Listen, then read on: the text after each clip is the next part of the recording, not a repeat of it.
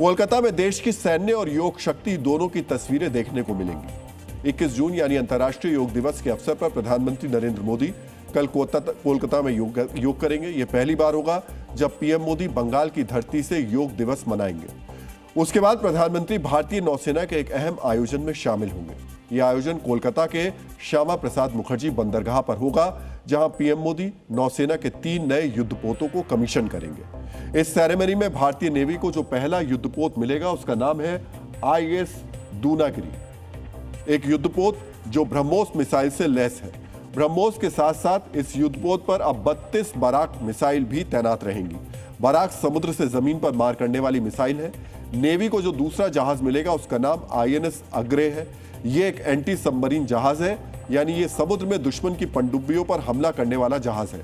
इस आयोजन में जो तीसरा जहाज कमीशन होगा उसका नाम है INS संशोधक। ये समुद्र में सर्वे करने वाला जहाज है। ऐसे जहाजों से नौसेना समुद्र की परिस्थितियों का आकलन करके अपनी रणनीति तैयार करती है। यानी कोलकाता का यह आयोजन नौसेना को अलग अलग किस्म की भूमिका निभाने वाले युद्धपोतों से लैस करेगा। नौसेना को युद्धपोतों की सौगात देने से पहले पीएम मोदी योग दिवस में हिस्सा लेंगे।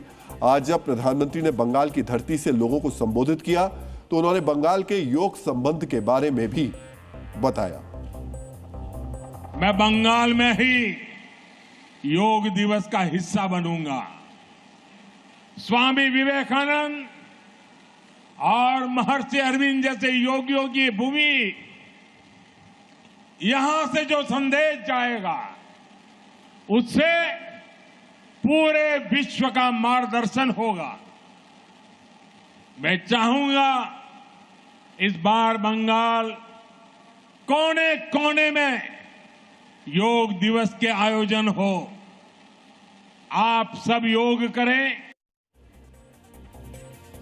बंगाल की धरती और योग का संबंध आज का नहीं बल्कि सदियों पुराना है। अब हम आपको बंगाल और योग के इसी संबंध से जुड़ा इतिहास बताने जा रहे हैं। लिखित इतिहास में बंगाल के अंदर योग परंपराओं का पहला उल्लेख 8वीं शताब्दी में मिलता है। पाल साम्राज्य के दौरान बौद्ध वज्रयान योग परंपरा का उदय हुआ था। इन यौगिक क्रियाओं में सांस को बढ़ाने और ऊर्जा जागृत करने पर महत्व दिया जाता था। 9वीं शताब्दी में बंगाल के अंदर नाथ संप्रदाय का प्रभाव बढ़ा। नाथ संप्रदाय ने हठ योग की परंपरा को आगे बढ़ाया। आज जो नेति, कपालभाति या प्राणायाम हम करते हैं, ये सभी हठ योग की मूल क्रियाओं का हिस्सा थे।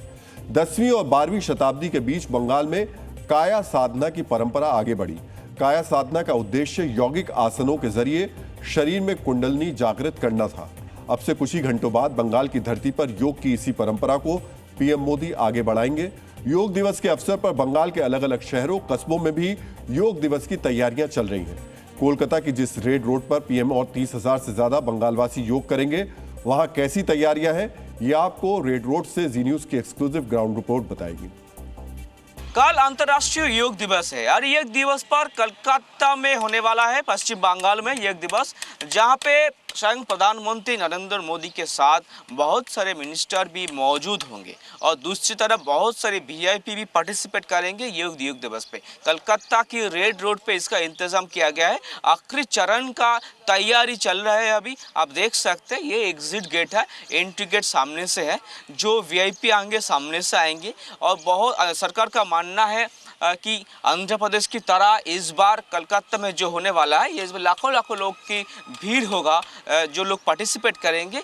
इसीलिए प्रधानमंत्री और VIP और अदर्स मिनिस्टर का सिक्योरिटी ध्यान में रखते हुए अलग से इंतजाम किया जा रहा है पुलिस की तरफ से।